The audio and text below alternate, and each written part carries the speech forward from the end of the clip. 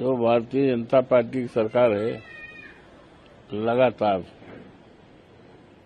लोकतंत्र को कमजोर करने पर तुली हुई है।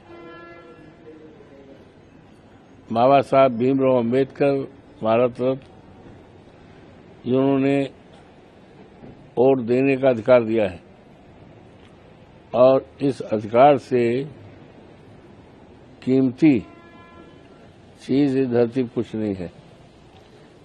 इसको जिसमें इस देश के करोड़ों करोड़ों दलितों को, करोड़ों करोड़ों पिछड़े को और करोड़ों करोड़ों अल्पसंख्यकों को और देश के तमाम करोड़ों करोड़ों सम्मानित देशवासियों को वोट देने का अधिकार दिया है।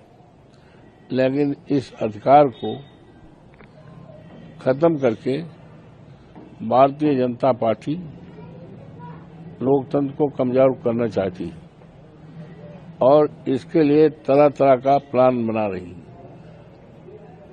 किसी देश में लोकतंत्र की जड़ें कितनी गहरी हैं, लोकतंत्र कितना मजबूत है, इसका अनुमान लगाया जा सकता है कि उस देश में चुनाव आयोग कितना स्वतंत्र और निष्पक्ष है।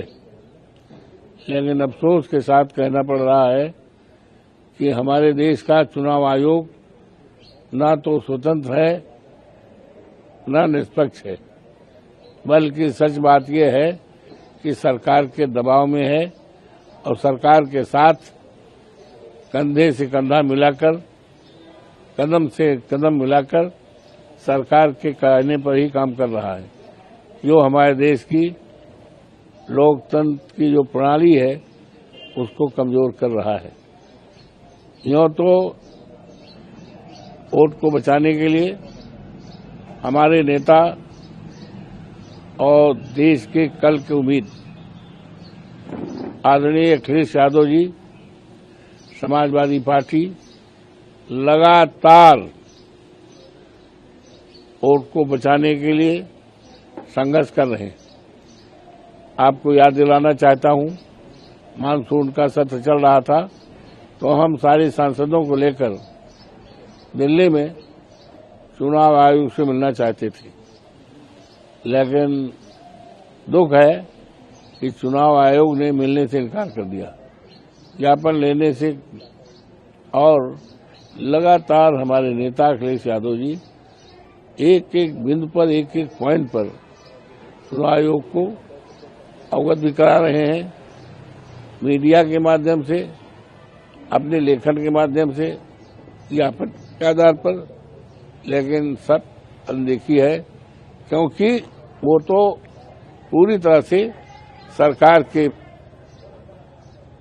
मुट्ठी में है। ये ठीक नहीं। और बंगाल में आदरणीय ममता जी लगातार संघर्ष कर रही हैं, यहाँ तक कि स्वयं माननीय उच्चतम न्यायालय के समक्ष इस मुद्दे को लेकर उन्होंने स्वयं आर्गुमेंट किया, हकीकत से वाकिफ कराया और अपने प्रदेश में एक सप्ताह के धरने बैठी रही। तो ये जो आपने कहा कि उत्तर प्रदेश में 2 करोड़